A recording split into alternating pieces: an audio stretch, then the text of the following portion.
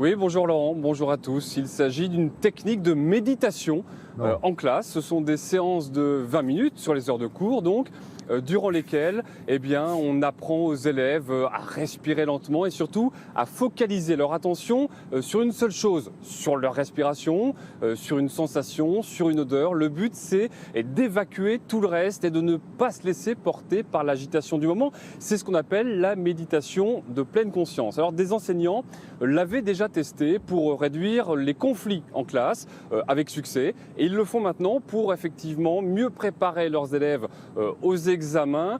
Reportage avec Thomas Cuny et nos amis de la RTBF. Les yeux fermés, concentration maximale, ces élèves sont en pleine séance de méditation. Je vais vous emmener dans votre île intérieure. C'est un lieu de ressources. Pendant 15 minutes, ces enfants de 10 ans apprennent la méditation dite en pleine conscience. Il est temps de quitter L'objectif est de déstresser les élèves, notamment en période d'examen ou de contrôle. et aussi où se trouve toute votre confiance en vous.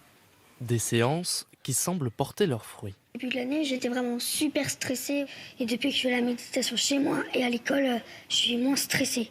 J'ai beaucoup plus confiance en moi et j'arrive plus à me concentrer et voilà, à être moins stressée. Prenez votre route. Pour les enseignants aussi, c'est devenu au fil des semaines un véritable outil pédagogique. Il y a une politique d'école où on veut déstresser les enfants. Quand Isabelle a proposé la méditation, ça rentrait dans ce contexte-là. Et à les entendre, je suis vraiment convaincue que ça peut leur apporter quelque chose.